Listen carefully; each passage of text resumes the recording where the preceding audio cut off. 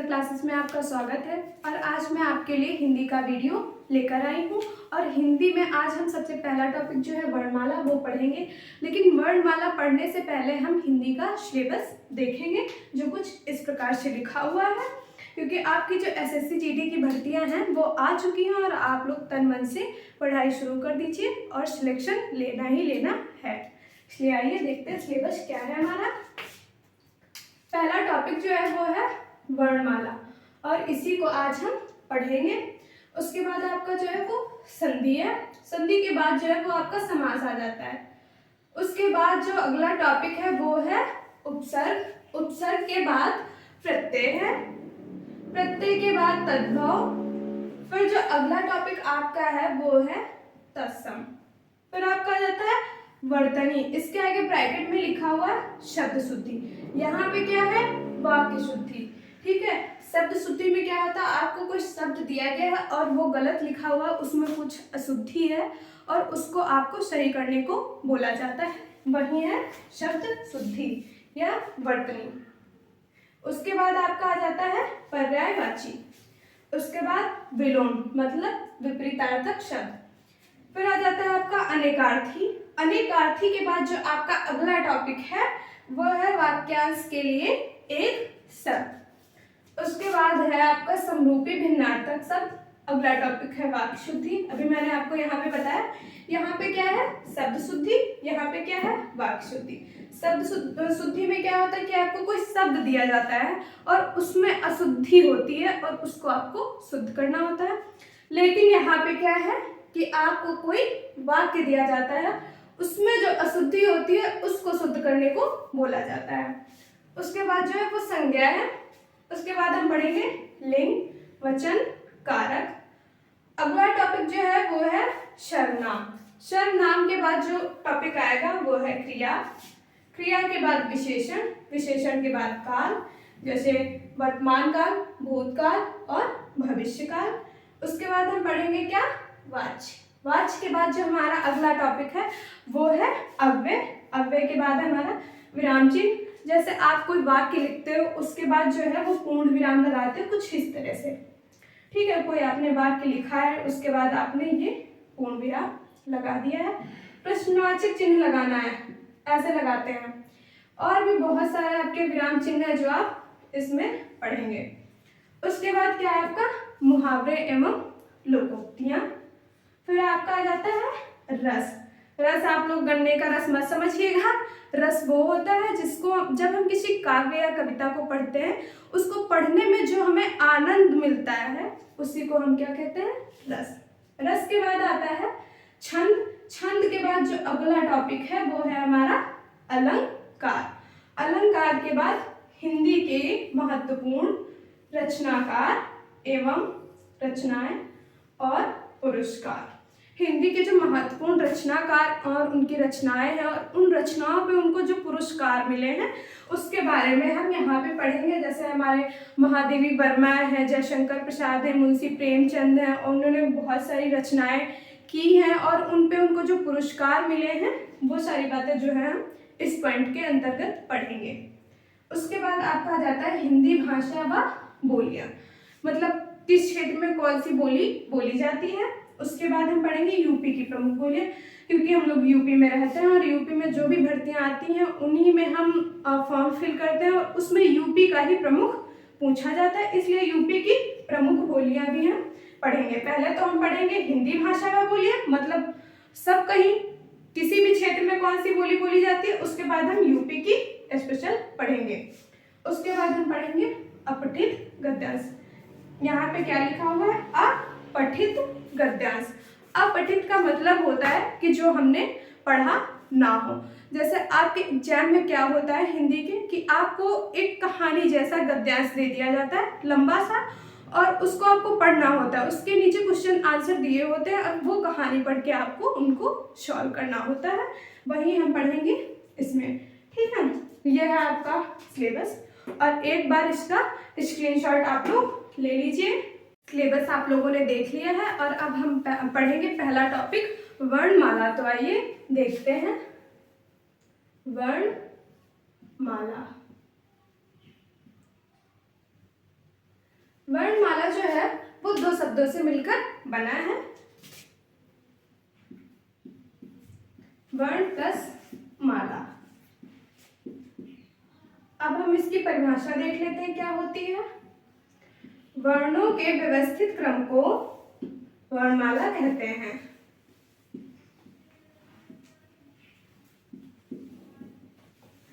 वर्णों के व्यवस्थित क्रम को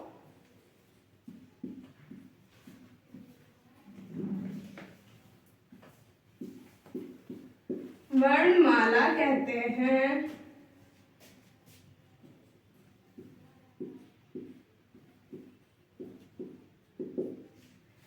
जो वर्णों का व्यवस्थित क्रम होता है उसी को हम क्या बोलते हैं, वर्णमाला। वर्णमाला यहाँ पे व्यवस्थित का मतलब क्या है, देखिए यहाँ पे आपने लिखा कुछ इस प्रकार, अ आ इ ई उ ऊ, ये क्या है, ये एक सीक्वेंस से लिखा हुआ है, मतलब ये एक व्यवस्था से लिखा हुआ है, सब व्यवस्थित है। ये नहीं है कि इसके बीच में कोई और आ गया या फिर ये सीक्वेंस नहीं है। अभी इसके बाद आप लोग देख लीजिए, आपने लिख दिया जैसे आ, उसके बाद लिख दिया उ, फिर लिख दिया आपने चा, फिर लिख दिया आपने पा। अब देखिए ये क्या है, ये है एक व्यवस्थित क्रम और इसी को क्या बोलते हैं, वर्णमाला। अगर आप ऐसा सोचे हैं कुछ तो ये क्या है, बिल्कुल गलत है। जो व्यवस्थित क्रम होता है उसी को बोलते हैं वर्णमाला, ठीक है। अब वर्ण तो ठीक है, व्यवस्थित क्रम हो गया, लेकिन माला क्यों जोड़ा गया? माला इसलिए जोड़ा गया क्योंकि वर्ण कोई एक तो होता नहीं है, बहुत सारे होते हैं, इसीलिए इनको वर्णों की माला कहा गया है, ठीक है। आप लोग ना नोट्स जरूर बनाइएगा क्योंकि इसके आपको बहुत फायदे मिलेंगे और एग्जाम्स के टाइम मिलेंगे, और जब आपको फायदे मिलेंगे तो आप खुद ही बहुत खुश होंगे कि मैंने अच्छा किया नोट्स बना के, मुझे इतने सारे फायदे मिल रहे हैं, ठीक है। आप लोग लिख लीजिए ये।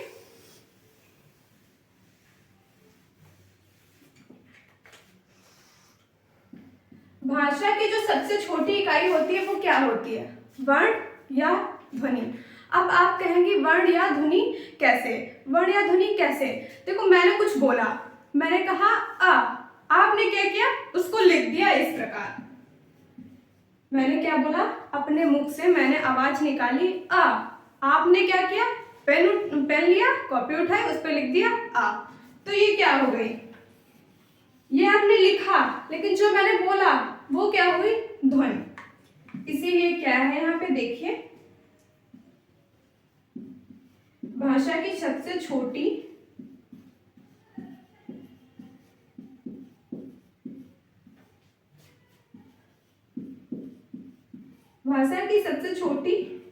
लिखित इकाई,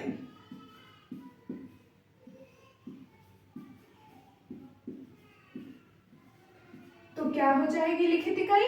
मैंने अभी बताया आपको कि मैंने कुछ बोला, आपने उसी को लिख दिया, तो जो लिख दिया वो क्या है, लिखित रूप क्या होगा आपका, वर्ण होगा। मैंने जो बोला वो क्या होगी, ध्वनि, और मैंने ध्वनि निकाली, आपने क्या किया, उसको लिख दिया, तो वो क्या हो जाएगा, वर्ण हो जाएगा, ठीक है। तो जो भाषा की सबसे छोटी लिखित इकाई होगी वो हो जाएगी आपकी वर्ण, ठीक है। उसके बाद अगर आपसे कोई पूछता है कि भाषा की सबसे छोटी मौखिक इकाई,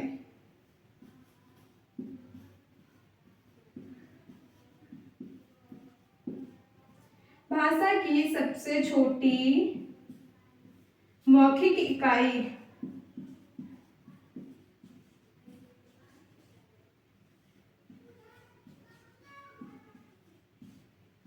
तो क्या हो जाएगी, मौखिक, मतलब जो मुंह से बोली जाए और मुंह से क्या होगा, ध्वनि निकलेगी, ठीक है। तो सबसे छोटी इकाई क्या हो जाएगी, ध्वनि हो जाएगी, ठीक है।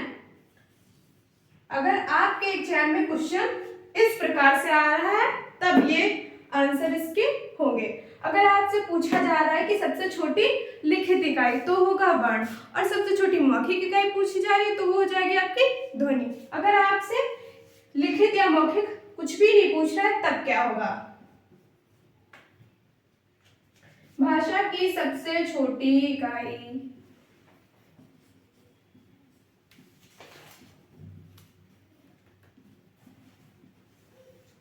भाषा की सबसे छोटी इकाई।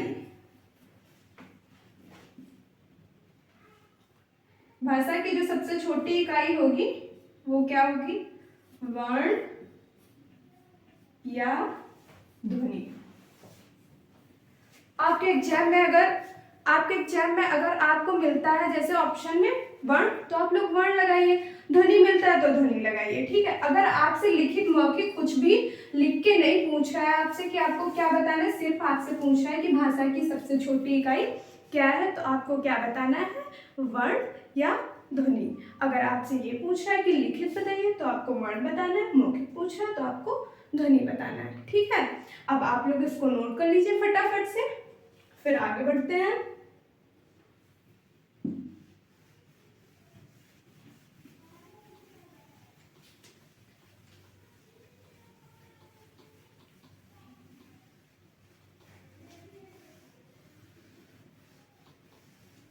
अब हम पढ़ेंगे वर्णों के प्रकार या वर्णों के भेद, ठीक है।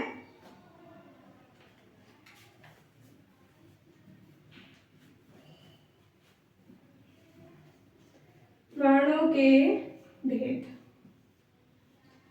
तो वर्णों के भेद जो है वो आपके दो प्रकार के होते हैं, एक आपका स्वर, दूसरा व्यंजन, ठीक है।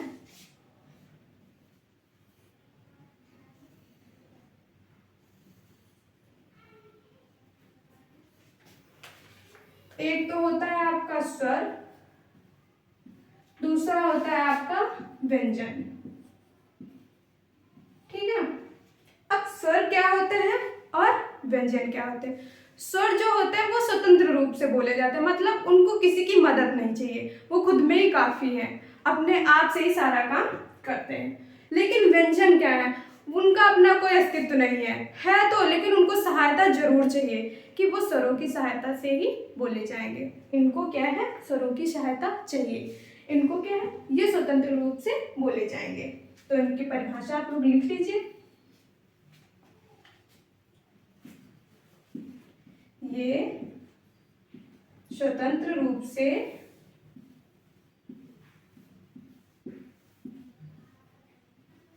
बोले जाते हैं।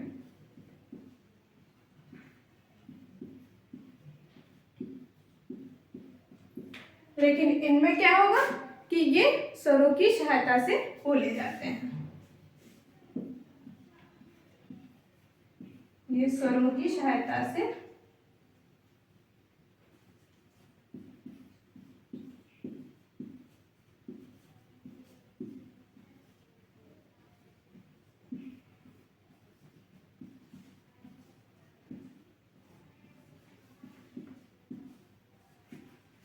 उदाहरण के लिए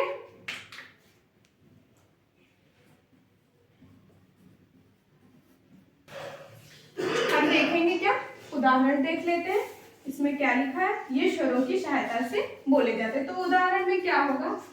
आपने बोला का जो है वो एक व्यंजन होता है और इसको हम वर्ण विच्छेद करेंगे। देखिए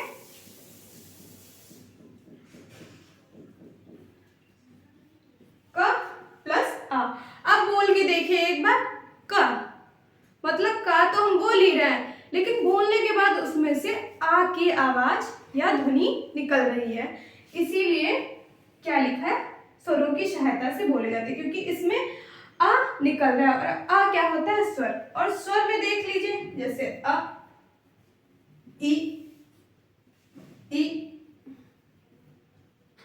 ई, ठीक है। और भी बहुत सारे स्वर होते हैं, वो स्वर तो अभी हम आपको डिटेल से पढ़ाएंगे, अभी आप एग्जाम्पल के लिए देख लीजिए, ठीक है। तो यहाँ पे क्या हो जाएगा? इसी प्रकार से आप अगर खा लिखते हैं, ठीक है, तो खा में भी यही होगा।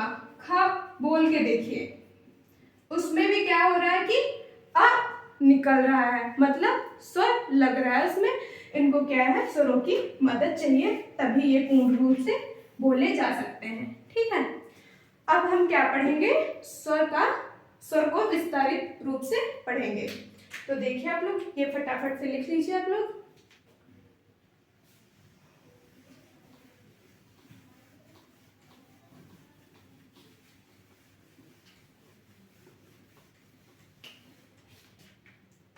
अब हम पढ़ेंगे स्वरों के भेद।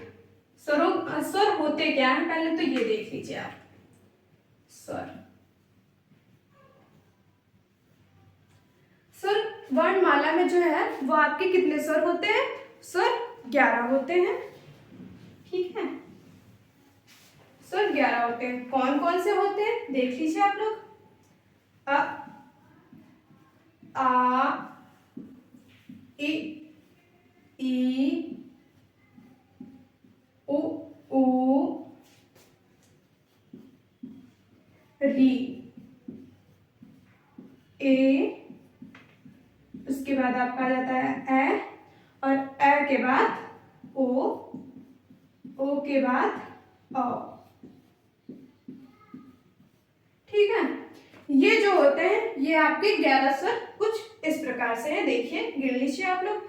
1 2 3 4 5 6 7 8 9 10 11, ठीक है। ये हो गए आपके 11 स्वर। लेकिन यहाँ पे जो री है, अभी आप इधर देख लीजिए पहले। जो उच्चारण के आधार पे आपके स्वर होते हैं वो होते हैं 10, लेकिन लिखित आधार पे कितने होते हैं? 11। ये मैंने लिखा ही तो है, तो लिखित आधार पे कितने हो गए आपके? 11 स्वर।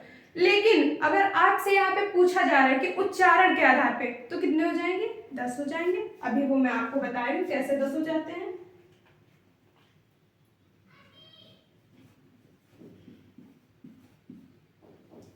उच्चारण के आधार पर स्वर,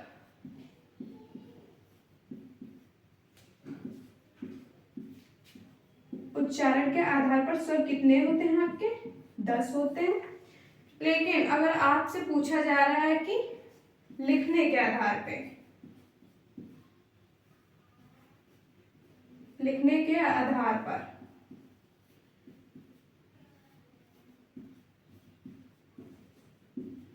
तो कितने होंगे आपके? 11 होंगे। ये 10 कैसे हुए? 10 ऐसे हुए कि जो ये है आपका री से ऋषि, इसको आप क्या पढ़ते हैं? री। लेकिन यहीं पे मैंने अगर ये लिख दिया तो इसको आप क्या पढ़ेंगे? इसको भी तो आप री ही पढ़ेंगे ना। इसमें क्या होता है कि बोलने में कंफ्यूजन होता है। ये क्या है? एक स्वर है, ये क्या है? एक व्यंजन है। इसीलिए जो है उच्चारण के आधार पर इसको नहीं जोड़ा गया है, क्योंकि यहाँ पे री है, यहाँ पे भी री है, और उच्चारण जब आप करेंगे तो समझ में नहीं आएगा कि आप री से ऋषि कह रहे हैं कि व्यंजन वाला री पढ़ रहे हैं। इसीलिए उच्चारण के आधार पर स्वरों की संख्या जो है वो 10 है। लेकिन अगर आप लिख रहे हैं तो 11 हो जाएगी, ठीक है। तो आप लोग इतना और लिख लीजिए जल्दी से।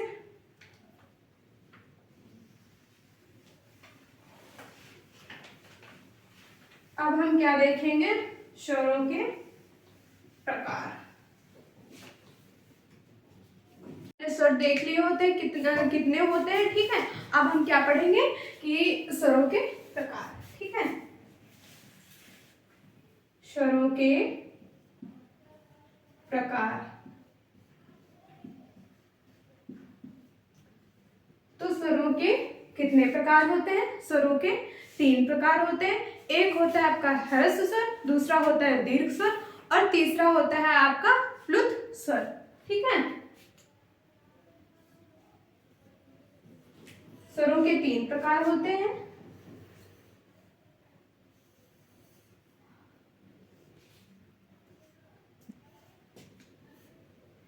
एक होता है आपका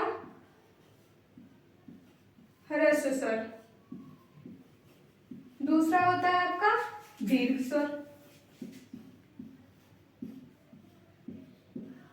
और नंबर 3 पे आपका क्या आता है? प्लुत स्वर,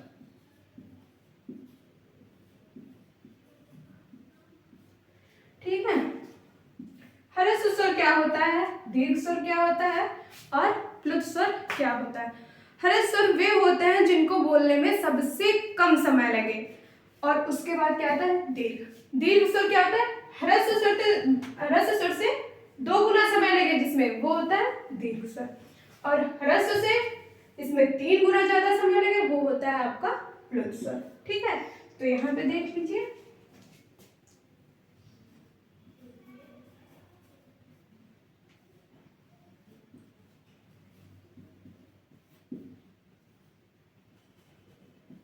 इनका उच्चारण करने में सबसे कम समय लगता है, सबसे कम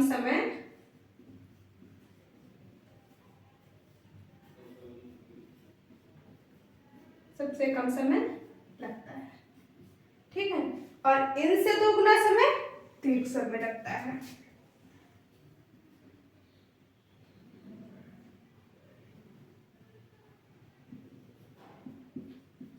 ह्रस्व स्वर से दोगुना समय लगता है।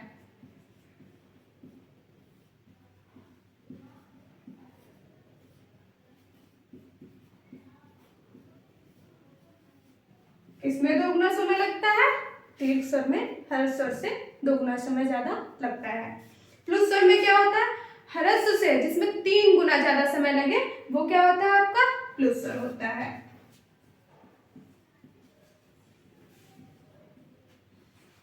ह्रस्व स्वर से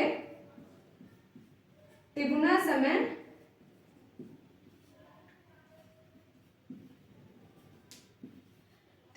लगता है।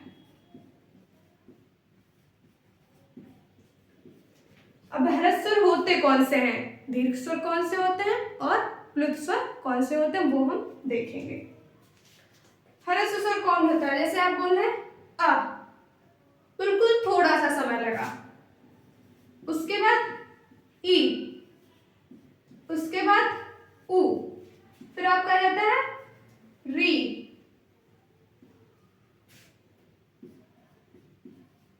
ठीक है, बोल के देखिए एक बार, अ, ई, उ, री। जैसे लग रहा है कि बस जुबान पे रखे हुए हैं और मैंने मुंह खोला निकल गए, इतना कम समय इनको लगता है बोलने में, इसीलिए ये ह्रस्व स्वर है।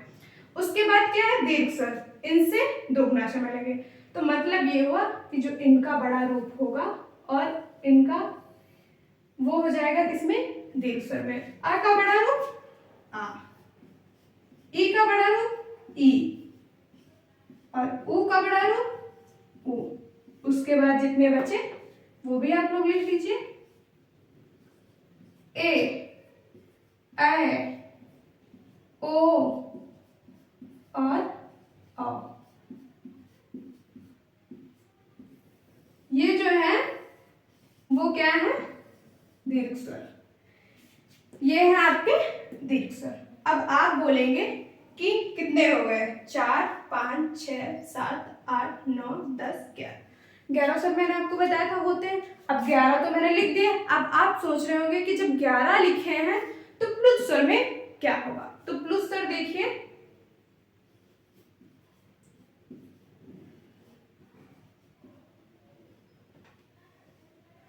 ओम, ओम। आप जैसे कोई दूर चला गया है और उसको बुला रहे हैं, जैसे आप अपने घर से किसी गली में खड़े इंसान को बुला रहे हैं, कैसे बुलाएंगे? राम। बहुत तेज से बोलेंगे और आवाज कैसे आती है? खिंच के आ रही है। और समय कितना लग रहा है? तिगुना समय। सबसे ज्यादा समय जो है वो प्लुत स्वर में ही लगता है, इसीलिए जो ओम है, जैसे आप योगा कर रहे हैं, बोल रहे हैं ओम, तो ये वही हो जाएगा। ये क्या है? आपका प्लुत स्वर है। ठीक है, इतना आप लोग फटाफट से लिख लीजिए। आप लोगों ने स्वरों के प्रकार देख लिए हैं, अब हम पढ़ेंगे उच्चारण के आधार पर स्वर।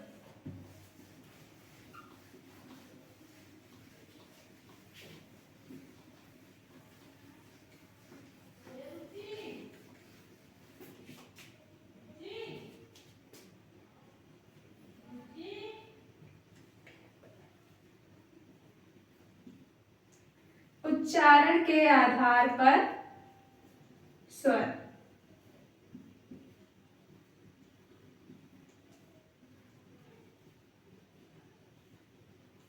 ठीक है, तो हम इसमें पहला नंबर पढ़ेंगे क्या?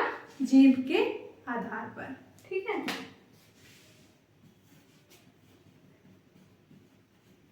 जीभ के आधार पर।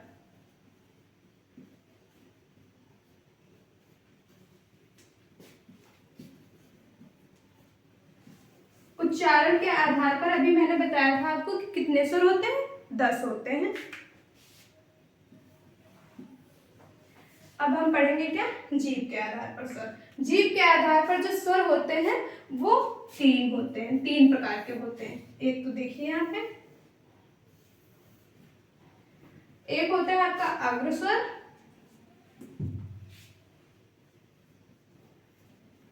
अग्रस्वर, दूसरा होता है आपका मध्य स्वर, तीसरा होता है आपका पश्च स्वर। अग्रस्वर क्या होता है, अग्रस्वर वह होता है जो जीभ के अगले हिस्से से बोला जाए। मध्य स्वर, मध्य स्वर वे होते हैं जो जीभ के मध्य वाले हिस्से से बोले जाएं या मध्य हिस्से से उच्चारण किया जाए। उसके बाद आता है आपका पश्च स्वर। पश्च स्वर क्या होते हैं, जो जीभ के पश्च वाले हिस्से से बोले जाएं, वे होते हैं आपके पश्च स्वर। तो देख लेते हैं कि अग्रस्वर कौन से हैं और मध्य स्वर कौन से हैं और पश्च स्वर कौन से हैं। तो अग्रस्वर जो होते हैं वो होते हैं आपके ई, उसके बाद ए और ए। ये जो 4 होते हैं आपके, ये होते हैं अग्रस्वर, ठीक है। उसके बाद आपका जो मध्य स्वर होता है वो केवल एक ही होता है, वो है आपका आ। उसके बाद जो पश्च स्वर होता है, पश्च स्वर कौन से होते हैं, देखो मैंने क्या बताया आपको, उच्चारण के आधार पर कुल स्वर जो होते हैं वो होते हैं 10। अब यहाँ पे देखिए आपके कितने हो गए, 1 2 3 4 5, 5 हो गए, बचे कितने, 5, ठीक है। अगर आपको नहीं भी याद है तो आप इन 2 को याद रखिए, तीसरे का तो काम अपने आप ही हो जाना है, क्योंकि हमारे 5 हो गए। जो 5 बचे हैं वो क्या हो जाएंगे, पश्च स्वर हो जाएंगे। तो वो कौन से हो गए, बचा क्या, अभी तक आ कहीं पे नहीं आया है। उसके बाद उ और ऊ, फिर आपका आ जाता है ओ और औ। ये जो है ये आपके हो जाते हैं पश्च स्वर। आप लोग उच्चारण करके देखते रहिए, आपको सब कुछ समझ में आ जाएगा। बोल के देखिए, अ, ई, ई, ए, ठीक है। तो ये क्या हो रहा है, जीभ का जो अगला हिस्सा है वो इनको बोलने में काम कर रहा है। आ, जीभ का जो मध्य हिस्सा है वो इसको बोलने में काम कर रहा है। वैसे ही जो पश्च स्वर है, वैसे ही इनको जब हम बोलेंगे तो हमारा क्या है, जीभ का पश्च हिस्सा काम करेगा, ठीक है। तो इनको भी आप लोग एक बार लिख लीजिए जल्दी से। फिर हम बढ़ते हैं आगे, और आगे हमारा क्या आएगा, नंबर 2, उच्चारण के आधार पर, ठीक है। पहला तो है जीभ के आधार पे, और दूसरा क्या होगा हमारा, मुख खुलने के आधार पे, मुख खुलने के आधार पे।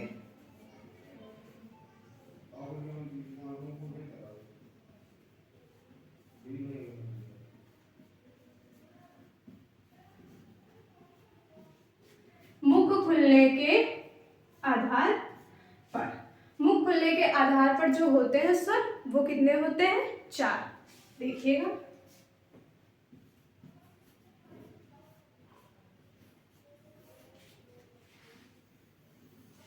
अब इनको आप लोग देखिए, कुछ इस प्रकार से ये स्वर होते हैं।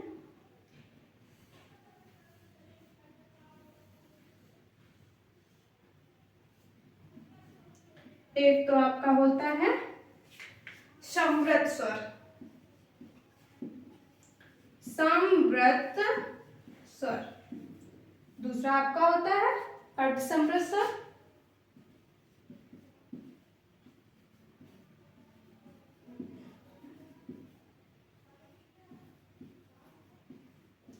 तीसरा आपका क्या होता है, विवृत स्वर।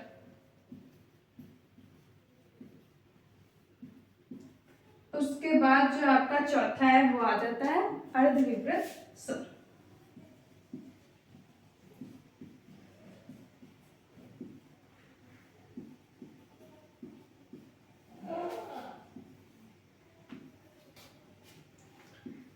आप ये देख लीजिए कि ये समृद्ध क्यों है, ये अर्धसमृद्ध क्यों है, और ये विवृत क्यों है, और ये अर्धविवृत क्यों है। जो समृद्ध स्वर होते हैं, पहले तो आप यहाँ देखिए लिखा हुआ क्या है, ये मुख खुलने के आधार पर, मतलब जैसे हमने मुंह खोला, ठीक है, इस प्रकार से जो है मुंह खुलने के आधार पे। जो समृद्ध स्वर होता है उसमें लगभग मुंह बंद ही रहता है। कहने का मतलब ये है कि बहुत बहुत बहुत हल्का सा मुंह खुलता है। समृद्ध स्वर का उदाहरण क्या है, मतलब समृद्ध स्वर जो होते हैं इनमें कौन से स्वर आते हैं, वो है आपके ई और उ। ये जो होते हैं ये होते हैं समृद्ध स्वर। आप लोग बोल के देखिए, बहुत बहुत बहुत थोड़ा सा मुंह खुलेगा, मतलब लगभग ना के बराबर ही खुलता है। ई उ बहुत थोड़ा सा मुंह खुल रहा है, इसीलिए इनको क्या कहा जाता है, समृद्ध स्वर। उसके बाद आ जाता है अर्ध समृद्ध स्वर। इसमें क्या है, इसमें इससे ज्यादा मुंह खुलता है, मतलब जो समृद्ध स्वर है उससे थोड़ा सा ज्यादा मुंह खुलता है अर्ध समृद्ध स्वर को बोलने में। और अर्ध समृद्ध स्वर होते कौन से हैं, वो होते हैं आपके ए और ओ, ठीक है। उसके बाद आपका आता है विवृत स्वर। विवृत स्वर क्या होता है, जिसको बोलने में पूरा मुंह है जो खुल जाए, जैसे आ, पूरा मुंह का जो पूरा भाग है वो खुल जाता है विवृत स्वर को बोलने में। और विवृत स्वर कौन सा है, आ। उसके बाद आपका आ जाता है अर्धविवृत स्वर। अर्धविवृत स्वर क्या है, जिसको विवृत स्वर से बोलने में कम समय लगे। तो विवृत स्वर में क्या होगा, जो मुंह होता है वो आधा खुला रहता है, ठीक है। जब अर्धविवृत स्वर हम बोलेंगे तो हमारा जो मुंह है वो आधा खुलता है। तो इसके जो अर्धविवृत स्वर होते हैं वो आप लोग देखिए, आ, और अ। ये जो तीन होते हैं, ये जो तीन स्वर है वो है आपके अर्धविवृत स्वर। एक बार आप लोग फिर से देख लीजिए, समृद्ध स्वर मतलब जिसमें ना के बराबर मुंह खुले, और ये स्वर लिखे हुए हैं आपके सामने ई उ। अर्धसमृद्ध स्वर क्या होते हैं, जिसमें समृद्ध स्वर से थोड़ा सा ज्यादा मुंह खुले, वो होते हैं अर्धसमृद्ध स्वर। विवृत स्वर क्या होता है, जिसमें पूरा का पूरा मुंह खुल जाए, वो होता है विवृत स्वर। और विवृत स्वर केवल एक ही होता है, वो है आ। उसके बाद है अर्धविवृत स्वर। अर्धविवृत स्वर वे होते हैं जिनको बोलते समय विवृत स्वर से कम मुंह खुले। तो क्या होता है, मतलब आधा मुंह खुले, कम का मतलब आधा मुंह खुले, वो होते हैं आपके अर्धविवृत स्वर। अर्धविवृत स्वर है अ और अ। इतना आप लोग लिख लीजिए एक बार। देखिए 4 2 6 7 8 9 10 हो गए आपके पूरे। आप लोग देखिए आगे नंबर 3 पे क्या है।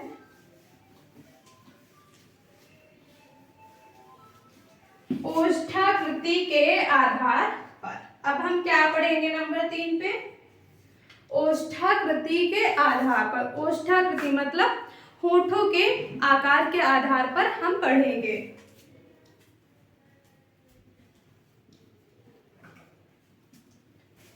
ओष्ठाकृति के आधार पर स्वर।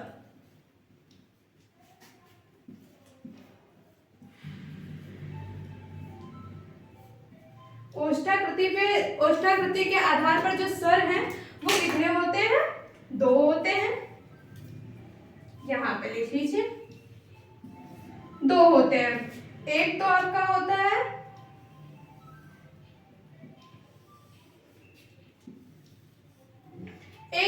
आपका व्रतमुखी, और दूसरा होता है आपका आवृतमुखी।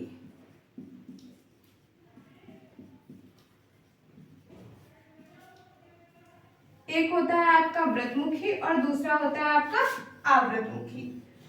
व्रतमुखी और आवृतमुखी होता क्या है, व्रतमुखी जो होता है, जो व्रतमुखी के अंतर्गत स्वर आते हैं वो क्या होते हैं, व्रतमुखी। व्रत का मतलब क्या होता है, गोल, और पढ़ किसके आधार पर रहे हैं हम, ओष्ठों के आधार पर, मतलब होठों के आधार पर। तो जिनको बोलते समय हमारी होंठें जो है वो गोल हो जाएं उन्हीं को हम कहेंगे व्रतमुखी स्वर, और जिनको बोलने पे हमारी होंठें जो है वो गोल ना हो वो होंगे आवृतमुखी स्वर।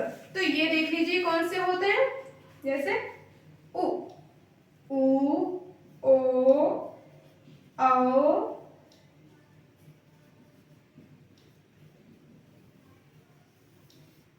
उच्चारण करके देखिए आप लोग, उ, ओ, होंठ क्या हो रही है हमारी, गोल हो रही है, ठीक है। उसके बाद क्या है आपका आवृतमुखी। अगर आपको व्रतमुखी याद है तो आवृतमुखी आपको पता चल जाएगा, क्योंकि उच्चारण के आधार पे जो स्वर है वो 10 होते हैं। आपके 4 हो चुके हैं, बचे कितने, 6। तो जो 6 होंगे वो होंगे आवृतमुखी, और वो कौन से होंगे, आ, ई,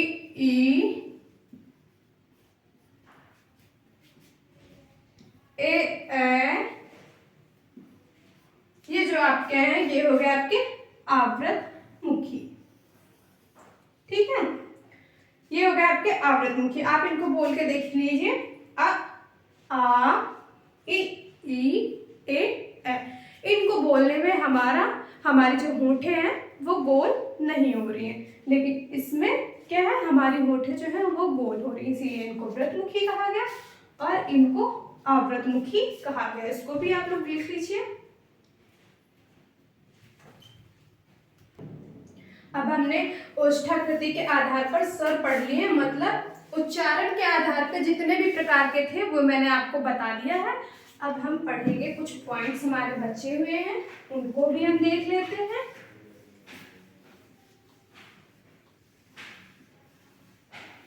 मैंने आपको बताया था स्वर आ, ई, उ, री, ए, ओ, औ। उसके बाद आप पढ़ते होंगे अंग और आहा। तो ये जो अंग और आहा है ये क्या होता है, अंग और आहा ये क्या होता है, तो ये जो है इसको बोलते हैं विसर्ग, और इसको बोलते हैं अनुस्वार, ठीक है। इसको क्या बोलते हैं, विसर्ग, और इसको बोलते हैं अनुस्वार, और इन दोनों को मिला के बोलते हैं हम क्या, अयोगवाह।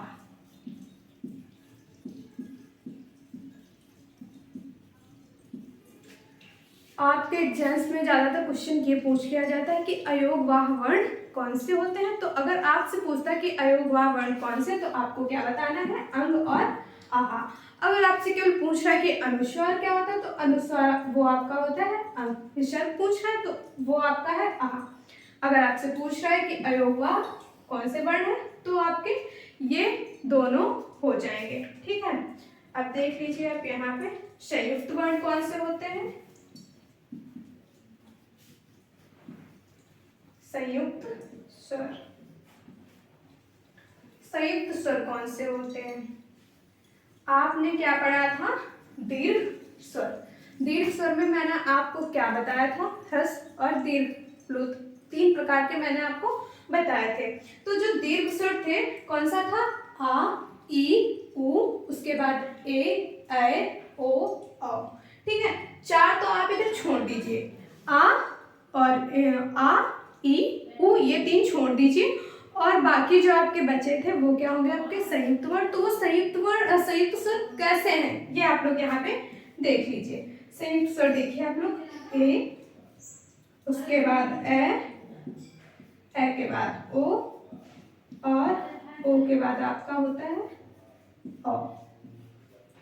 इनको क्या बोला जाता है, संयुक्त स्वर। तो ये संयुक्त कैसे है, ये जो ए है ये कैसे बना है, ए जो है कैसे बना है, तो ये बना है आ प्लस ई मिला के।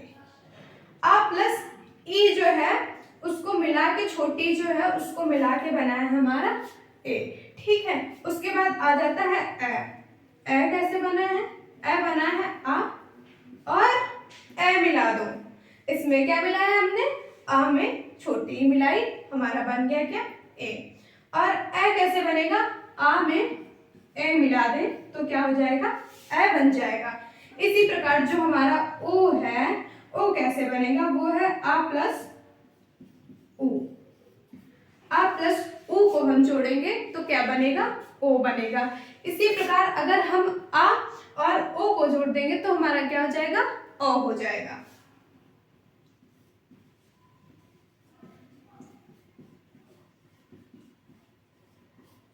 ठीक है, देख लीजिए आप लोग एक बार। ये हमारे हैं कौन से, अयोगवा है, ये अनुस्वार विसर्ग और इन दोनों को कहते हैं अयोगवा। ये जो है, ये चार जो है वो संयुक्त स्वर होते हैं। वो कौन से हैं, ए ओ ओ। अगर आपके एग्जाम्स में आ जाता है, किसी भी पेपर में पूछ लिया जाता है आपसे कि संयुक्त स्वर कितने होते हैं, तो कितने होते हैं, 4 होते हैं।